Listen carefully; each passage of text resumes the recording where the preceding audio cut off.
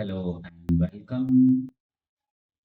आज हम सभी बिहार बोर्ड 10वीं के संस्कृत के चौथे अध्याय को लेकर आज उपस्थित हुए हैं, जिसका नाम है संस्कृत साहित्य लेखिका। ये जो हमारा अध्याय है, जिसका क्या नाम है, संस्कृत साहित्य लेखिका, है ना। चलिए देखते हैं इसमें परिचय में क्या कह रहा।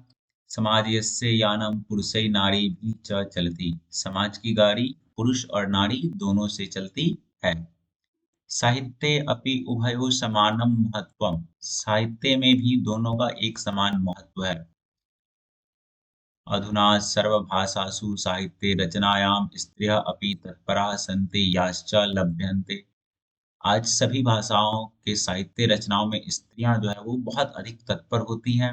ये हम सभी देख रहे हैं, बहुत सारी ऐसी महान विदुषी हुई जिन्होंने अपनी रचनाओं के माध्यम से हमारे साहित्य को पूरा करने का काम किया है। संस्कृत साहित्ये प्राचीन कालात् एव साहित्य समृद्धौ योगदानं न्यून अधिकं प्राप्यते।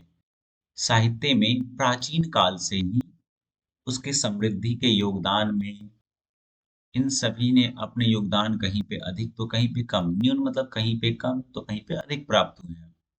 पाठेऽस्मिन् अति प्रसिद्धानां लेखिकानाम् एव चर्चा वर्तते येन साहित्य निधि पूरणे तासां योगदानं ज्ञायते।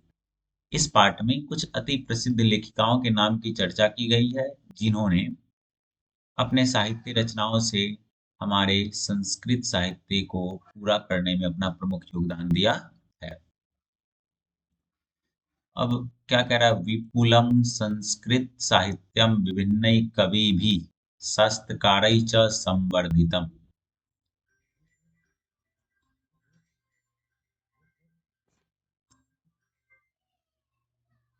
विपुलम विभिन्न संस्कृत साहित्यों में,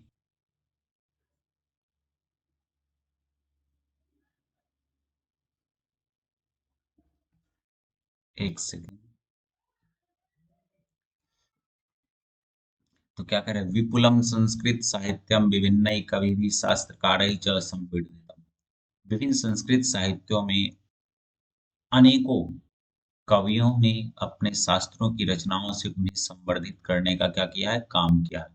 वैदिक कालात् आरभ्य शास्त्राणां काव्यानां च रचने संरक्षणे च यथा पुरुषा दत्तिता अभवन् तथैव स्त्रियः अपि दत्त्वा दानं प्राप्यन्ते। है ना, क्या करें, वैदिक काल के आरंभ से ही शास्त्रों और काव्यों की रचना और उसके संरक्षण में जैसे पुरुषों ने अपना योगदान दिया है, वैसे ही ठीक उसी प्रकार से स्त्रियां के योगदान भी जो है सो नजरअंदाज करने योग्य नहीं, उन्हें भी हमें याद रखना होगा। वैदिक युगे मंत्राणां दर्शका न केवला ऋष्य प्रत्युत ऋषिका अपि सन्ति। वैदिक काल में मंत्रों के निर्माण में केवल ऋषि ही नहीं बल्कि ऋषिकाओं ने भी अपना प्रमुख योगदान दिया है। ऋग्वेदे चतुर्विंशति, ध्यान दीजिएगा ये बहुत महत्वपूर्ण है। क्या कह रहा है, ऋग्वेदे चतुर्विंशति च अथर्ववेदे पंच ऋषिका मंत्र दर्शनवत्या निर्दिश्यन्ते। ऋग्वेद में 24 और अथर्ववेद में 5 ऋषिकाओं ने मंत्रों के निर्माण में अपना निर्देशन दिया है। निर्देशन मतलब अपना योगदान दिया है, अपने जो है सो कुछ सुझाव दिए हैं। यथा, जिनमें यमी, अपाला, उर्वशी, इंद्राणी, वागाम्भृणी इत्यादि, ये सब प्रमुख है। कौन कौन, यमी, अपाला, उर्वशी, इंद्राणी, वागाम्भृणी, ये सब प्रमुख ऋषिकाएं हैं वैदिक काल की। बृहदारण्यक उपनिषदि याज्ञवल्क्यस्य पत्नी मैत्रेयी दार्शनिक रुचिमती वर्णिता यां याज्ञवल्क्य आत्मतत्त्वं शिक्षति। बृहदारण्यक उपनिषद में याज्ञवल्क्य की पत्नी, जिनका नाम क्या है, मैत्रेयी है। क्या नाम है, मैत्रेयी। याज्ञवल्क्य की पत्नी कौन, मैत्रेयी। वो दार्शनिक यानी दर्शन शास्त्र में बहुत रुचि रखती थी। तो याज्ञवल्क्य ने क्या किया, उन्हें आत्म तत्व यानी आत्मा के रहस्य की शिक्षा दी है। किसको, मैत्रेयी को। याज्ञवल्क्य की पत्नी कौन, मैत्रेयी। मैत्रेयी किसकी पत्नी, याज्ञवल्क्य की।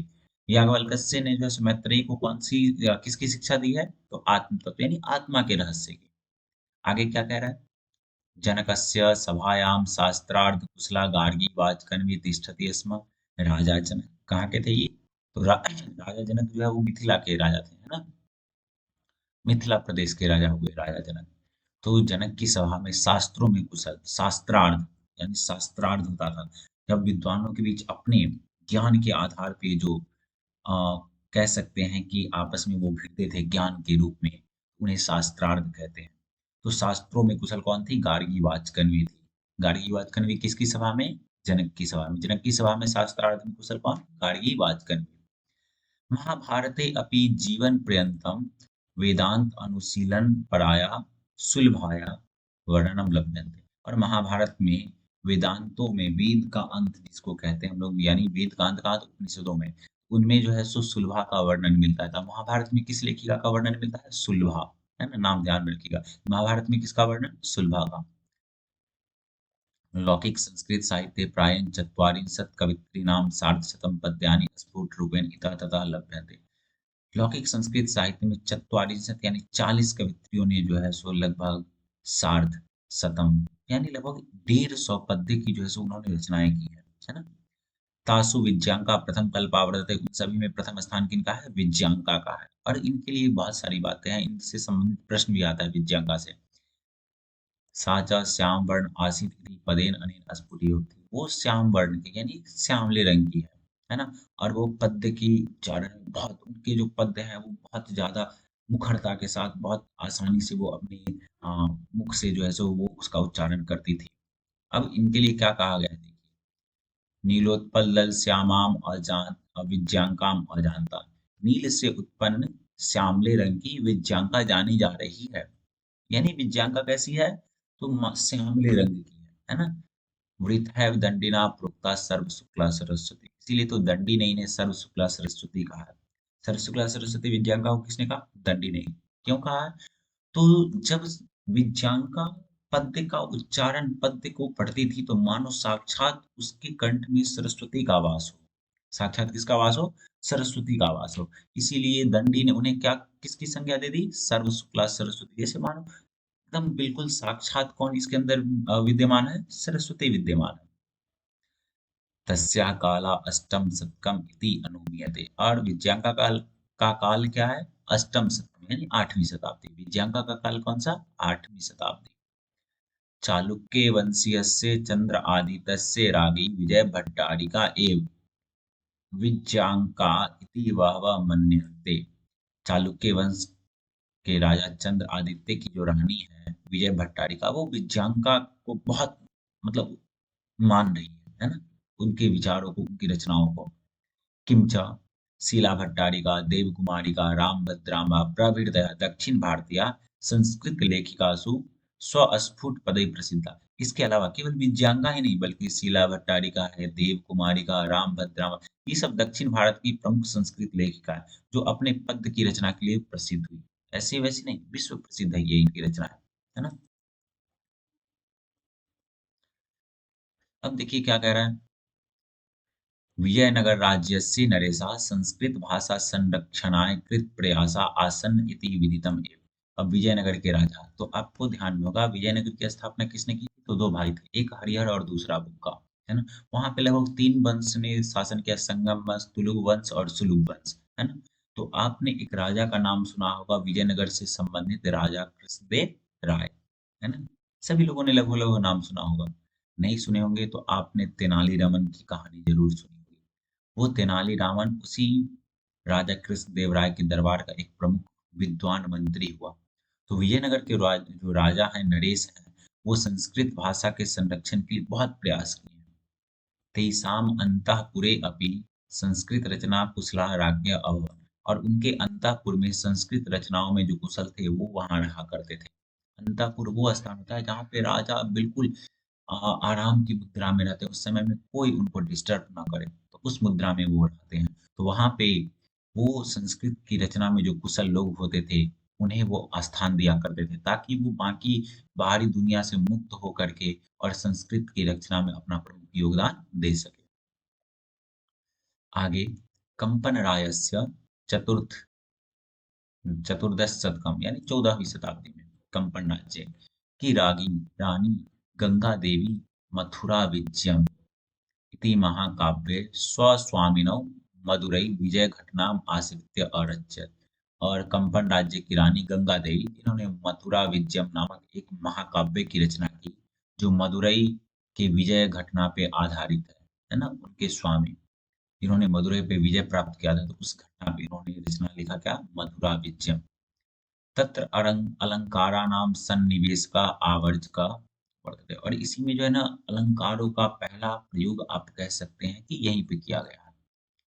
तस्मिन् राज्ये षोडश शतके शासनं कुर्वता अच्युत राज्ये राज्ञी तिरुमलाम्बा वरदाम्बिका परिणय नामकं प्रौढ़ं चंपू काव्यम औरच्यत। और उसी राज्य के षोडश शतक यानी 16वीं शताब्दी में शासन करते हैं कौन? अच्युत राज्य, है ना? अच्युत राजा की रानी तिरुमलाम्बा है ना? 16वीं शताब्दी में कौन है? अच्युत राय, है ना? अच्युत राय, है ना? उनकी रानी जिनका नाम है तिरुमलाम्बा, वो वरदाम्बिका परिणय नामक एक चंपू काव्य की रचना करती है। वरदाम्बिका परिणय नामक क्या चीज? चंपू काव्य। तत्र संस्कृत गद्यस्य छटा समस्त पदवल्या ललित पद विन्यासेन च अतीव शोभते। उसमें संस्कृत के गद्य की छटा, छटा मतलब सुंदरता, है ना? उनके समस्त पद जो ललित पद के रूप में है वो बहुत अधिक शोभनीय है। संस्कृत साहित्ये प्रयुक्तं दीर्घतमं समस्त पदम अपि तत्र एव लभ्यते। संस्कृत साहित्य में प्रयोग किया गया सबसे लंबा पद इसी चंपू काव्य में, यानी आपका क्या नाम है, वरदाम्बिका परिणय में दिया गया है ना? लिखा गया, किसने लिखा है? तो तिरुमलाम्बा ने। तो संस्कृत साहित्य में प्रयोग किया गया सबसे दीर्घतम यानी लंबा पद किसमें है? वरदाम्बिका परिणय नामक चंपू काव्य में। अब आगे आते हैं। आधुनिक काले संस्कृत लेखिकासु पंडित छमारा 1890 से 1953 नामधेया विदुषी अतीव प्रसिद्धा, है ना? आधुनिक काल के संस्कृत लेखिकाओं में पंडिता छमारा, उनका जन्म 1890 में और मृत्यु 1953 में, है ना?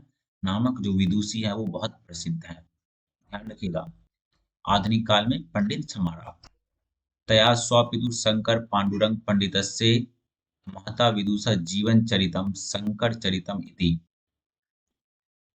तो क्या कह रहा है कि जो आधुनिक काल की संस्कृत लेखिका है वो कौन है? पंडित छमारा। दो पूछेगा, एक आधुनिक काल की और दूसरा वर्तमान काल की। आधुनिक काल की लेखिका कौन है? पंडित छमारा। इनका जन्म कब? 1890 में, है ना?